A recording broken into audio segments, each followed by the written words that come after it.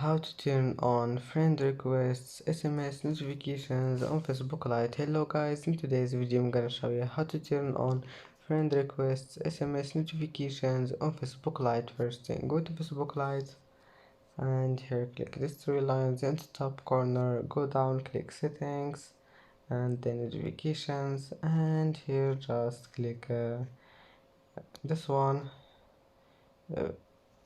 uh, this one here, updates, not this one, the friend requests, and then just turn on SMS and go back, it should be saved.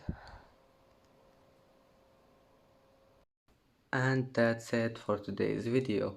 If you like this video, please don't forget to like and don't forget to subscribe, and thank you for watching this video until the end, and now see you in the next video.